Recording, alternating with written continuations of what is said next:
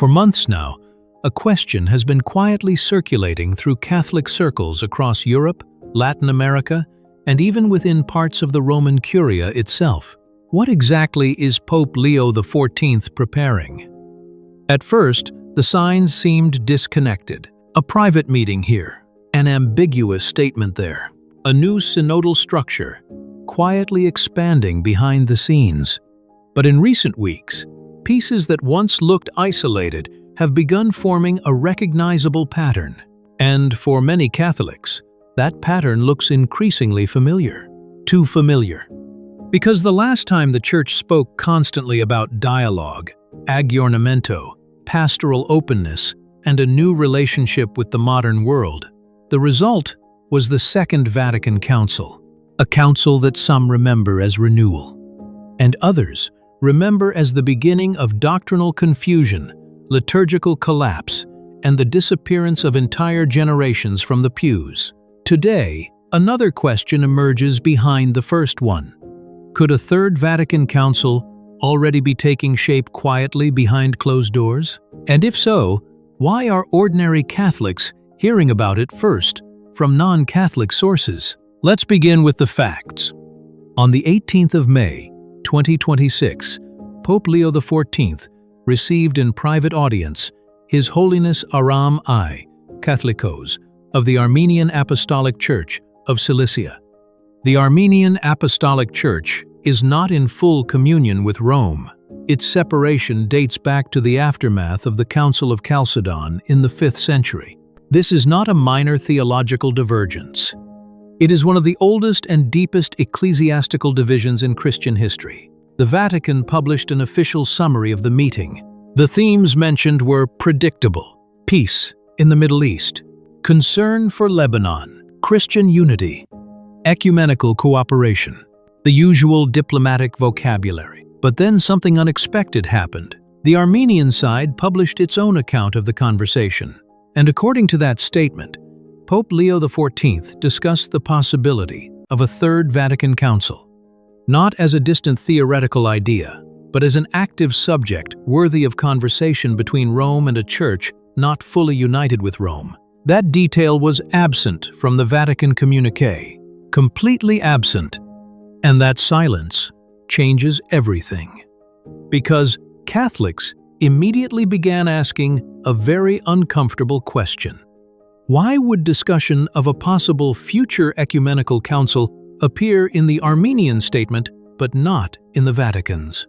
What exactly was omitted? And more importantly, why? This matters because councils are not ordinary administrative events. They are among the most consequential acts in the entire life of the Church. The Council of Nicaea defined the divinity of Christ. The Council of Trent answered the Protestant Reformation. The First Vatican Council defined papal infallibility. The Second Vatican Council transformed liturgy, ecclesiology, ecumenism, and the Church's relationship with modernity. No Catholic hears the words "new council" neutrally, especially not today, especially not after decades of theological instability. And yet the signs do not stop there. Because on the very same day as this private ecumenical meeting, another development unfolded quietly inside the Vatican. Cardinal Mario Grech, Secretary General of the Synod of Bishops and one of the principal architects of the synodal process, met privately with Pope Leo XIV as well. 3 days later, the Synod Secretariat released an 8-page text encouraging the integration of the study group Reports into the Life of the Universal Church, including Study Group 9.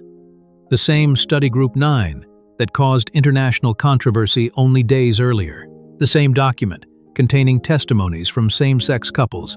The same report criticized publicly by bishops, theologians, and priests around the world. The same report that Cardinal Ake said contradicted Catholic doctrine in essential areas. And despite the backlash, despite the confusion, despite the growing resistance from faithful Catholics worldwide, the process continues. Quietly, methodically, without interruption. Now place these two developments side by side. On one side, discussions about a possible future council involving ecumenical partners, not in communion with Rome.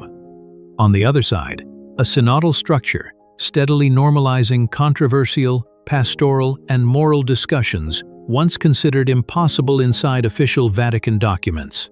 And then add a third fact.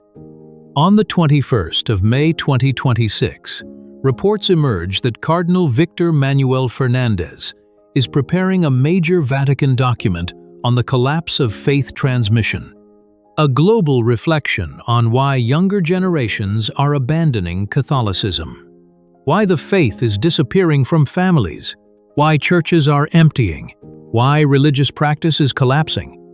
And here lies one of the greatest paradoxes of the modern church.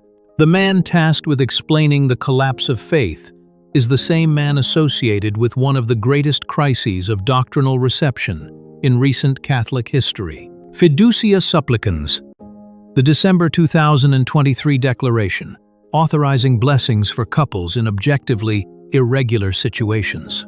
A document rejected or restricted by entire episcopal conferences, especially throughout Africa. A document that shattered the illusion of universal doctrinal consensus. A document that exposed divisions inside the Church more openly than perhaps anything since the post-conciliar period. And yet Leo XIV, Fernandez in office. Not temporarily, not cautiously, but visibly, publicly, deliberately. So now many Catholics ask, what kind of diagnosis will emerge from a document written by those many believers already associate with the crisis itself? Will the collapse of faith be attributed to secularism alone, to poor catechesis, to digital distraction, to weak pastoral outreach, to insufficient inculturation? Certainly those elements matter. But will anyone inside the Vatican acknowledge the possibility that decades of doctrinal ambiguity have also contributed to the crisis? Will anyone admit that millions of Catholics stopped trusting institutional leadership because they no longer recognized clarity in its language? That question becomes even more important when discussing a possible new council, because every council begins with a diagnosis. A council does not emerge from nowhere. It emerges from the belief that the Church faces a crisis requiring structural or theological response. The Second Vatican Council was presented as the Church opening windows to the modern world. Today, many progressive theologians openly describe the synodal process as unfinished Vatican II, an incomplete project, a transformation still awaiting fulfillment. And this is why traditional Catholics hear discussions of a Third Vatican Council with profound anxiety, not because councils themselves are bad, but because they fear the current ecclesiastical climate lacks the doctrinal clarity necessary to prevent catastrophic confusion afterward. Remember this carefully. The greatest debates surrounding Vatican II were never only about the documents themselves. They were about interpretation afterward, the spirit of the council, the pastoral application, the decentralization, the ambiguities, the revolutionary readings imposed in the years that followed. Many Catholics today fear not merely a new council, but a new explosion of interpretive chaos afterward. And the current synodal process has only intensified those fears. Because synodality increasingly appears to many believers not as a temporary consultation mechanism, but as a permanent redefinition of ecclesiastical governance itself, a church less defined by clear doctrinal authority, and more by ongoing collective discernment, less vertical, more horizontal, less declarative, more conversational. That transformation may sound attractive institutionally, but historically, it creates enormous instability. Because Catholicism has always depended upon doctrinal continuity visibly preserved across centuries, when everything becomes process, when every question becomes permanently discussable, when every doctrine becomes pastorally revisitable, eventually ordinary believers lose confidence that anything remains stable. And this is precisely the fear now spreading quietly through traditional Catholic circles, that a future council under current theological conditions would not restore unity, but institutionalize ambiguity permanently, especially on questions involving morality, ecclesiology, ecumenism, authority, and sacramental theology. Notice something else. Rome itself rarely uses the phrase Third Vatican Council publicly. The language remains indirect: synodal development, ecclesial listening, pathways of discernment, renewed pastoral horizons. The vocabulary remains fluid. But historically, major transformations inside the Church almost always begin with fluid language. Clear revolutions announce themselves carefully, never abruptly, and many Catholics increasingly suspect that what they are witnessing today is not random confusion, but gradual preparation. Preparation for structural changes still not openly articulated, which explains another critical question. Why was the discussion with the Armenian Catholicos omitted from the Vatican statement? Perhaps because Rome understands perfectly well how explosive such discussions would sound to millions of faithful Catholics already unsettled by the synodal process. Especially when conversations about councils occur first, with churches outside full communion, while many ordinary Catholics inside the Church feel increasingly unheard. That symbolism matters deeply, because perception matters in moments of ecclesiastical uncertainty, and today uncertainty is everywhere. Some Catholics see Leo XIV as cautiously trying to preserve balance while navigating inherited chaos. Others see a pontificate quietly, continuing the trajectory established under Francis, but with calmer language and less confrontation. And still others believe the Church is approaching one of the greatest turning points since the 1960s, a moment whose consequences may define Catholicism for generations. But whatever interpretation one adopts, one fact can no longer be denied. The conversations are happening, the structures are evolving, the synodal machinery continues advancing, and the possibility of a future council is no longer unthinkable. It is now being discussed privately at the highest levels, even if ordinary Catholics are only discovering it indirectly. What do you think? Are these merely isolated developments, or are the foundations of something much larger already being laid quietly inside the Church? Comment below. Amen. God bless you. There is another dimension to this story that very few Catholics are willing to confront openly. Because the possibility of a new council is not frightening merely because of what could be discussed there. It is frightening because of the condition of the Church before the council even begins. A council can only clarify doctrine if the leadership entering that council already possesses doctrinal confidence. But what happens when large parts of the ecclesiastical structure no longer even agree on the meaning of continuity itself? That is the real problem. And this is why so many faithful Catholics reacted with alarm to the simultaneous developments of recent weeks. On one side, the Vatican continues promoting synodality as the future path of the Church. On the other, Rome remains hesitant whenever doctrinal controversy explodes publicly. Germany advances. Belgium experiments. Certain bishops reinterpret morality. Synodal study groups reopen settled questions. And meanwhile, Rome often responds with silence, procedural language, or carefully balanced ambiguity. This creates an atmosphere where many Catholics no longer know what is truly fixed and what is negotiable. And a church uncertain about its own boundaries cannot enter a council safely. History proves this repeatedly. The Council of Trent succeeded because the Church knew exactly what it believed before confronting Protestantism. The Council of Nicaea succeeded because the bishops understood clearly that the divinity of Christ was non-negotiable. But Vatican II unfolded during an age already intoxicated with modern optimism, sociological thinking, and institutional experimentation. Many traditional Catholics believe the chaos that followed was not accidental. It emerged because ambiguity had already entered theological language before the council itself even began. And now they fear the same process repeating again, only faster, much faster. Because today, confusion spreads globally within hours. One synodal document published in Rome reaches millions immediately. One ambiguous statement becomes international controversy overnight. One bishop's experiment in Germany influences dioceses across continents instantly through social media. The Church no longer moves at 20th century speed. Every crisis now becomes universal immediately. This is why many Catholics feel increasingly unsettled by Leo XIV's governing style. Not because he speaks aggressively, but because he rarely closes questions definitively. And unresolved questions never remain neutral inside Catholicism. They generate competing interpretations. One side interprets silence as openness to change. Another interprets it as weakness. Another as strategic patience. Another as quiet agreement. Eventually, the silence itself becomes the battlefield.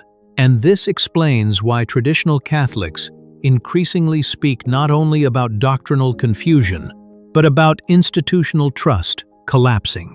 Because the faithful can endure persecution more easily than ambiguity. Clear enemies strengthen conviction. Unclear leadership weakens it. That is the paradox of the modern crisis. The Church today does not primarily suffer from external persecution in the West. It suffers from internal uncertainty, and uncertainty slowly drains spiritual confidence from ordinary believers. Parents no longer know what their children will hear in Catholic schools. Seminarians no longer know which theology will dominate in 10 years. Priests fear speaking clearly about controversial moral issues. Young Catholics, searching for certainty, increasingly flee either toward rigid traditionalism or complete secular disengagement. Meanwhile, the Vatican continues speaking about process, listening, dialogue, accompaniment. But many faithful Catholics now ask a simple question. Dialogue toward what? A process without visible doctrinal limits eventually ceases feeling pastoral. It begins feeling destabilizing. This is precisely why the possibility of a future council now creates such anxiety. Because councils do not occur in theological vacuums. They amplify existing currents already active inside the Church. And the active currents today are deeply divided. Some bishops want adaptation to modern moral frameworks. Others insist on defending continuity with previous magisterium. Some theologians speak the language of permanent pastoral evolution. Others speak the language of doctrinal permanence. Some Catholics believe synodality is renewal. Others believe it is institutionalized ambiguity. And Leo XIV stands directly in the center of this fracture, trying to preserve unity while avoiding direct confrontation. But history teaches something uncomfortable. Moments eventually arrive when avoiding confrontation becomes impossible. The Arian crisis reached that point. The Protestant Reformation reached that point. The modernist crisis reached that point. And many Catholics increasingly believe the Church is approaching another such moment now. A moment when Rome will eventually have to answer questions it currently postpones. Questions about moral doctrine. Questions about sacramental theology. Questions about authority. Questions about liturgy. Questions about the permanence of Catholic teaching itself. This is why discussions about a Third Vatican Council matter so profoundly. Not because a council has already been announced, but because the mere possibility reveals how unstable many believe the current ecclesiastical situation has become. And perhaps the deepest irony of all is this.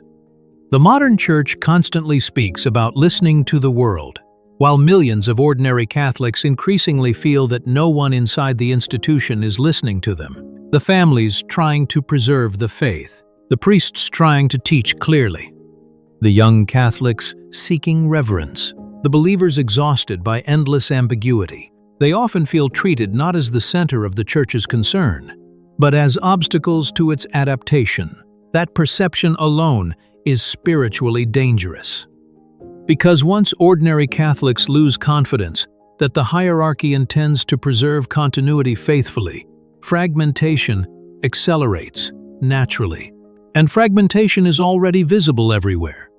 One parish feels almost traditionally Catholic. Another feels indistinguishable from progressive Protestantism. One bishop defends doctrine strongly. Another experiments publicly. One diocese emphasizes sacrifice and reverence. Another emphasizes inclusion and fluidity. Increasingly, Catholics experience not one visible ecclesial culture, but many competing ones.